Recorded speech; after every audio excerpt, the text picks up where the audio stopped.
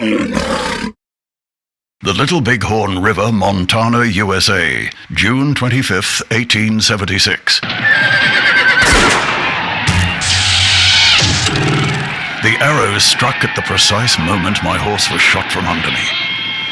I lay stunned for some minutes, the distant cries of the wounded and dying echoing with the crack of rifle fire and yells and yelps of the encircling horde. I looked down in horror to discover the arrow shaft protruding from my chest, its flight miraculously halted by one of the whalebone straps of my corset.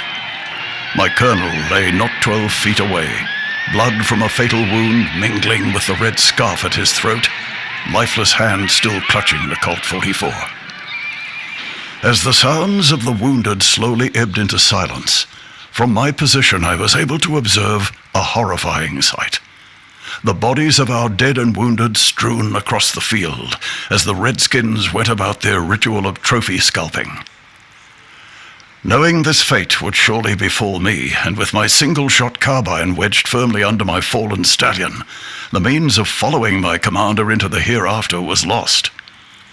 With no chance of escape, I summoned all the human strength that extreme mortal fear can instill, and believing every moment to be my last, rolled to one side and somehow staggered to my feet as the nearest savage approached. While the best form of defense is always attack, of which I had no means, resorting to the element of surprise, I wrenched the arrow from my chest and held it aloft, arms outstretched to the sky. To my astonishment, the native dropped to his knees, flung back his head, and emitted the most fearful cry ever made by a human voice.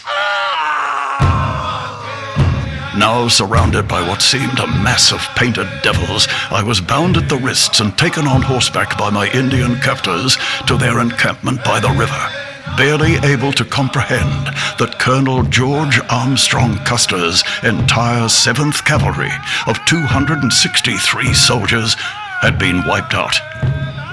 I was the lone white survivor of the battle at the Little Bighorn, a fact never recorded in the history books.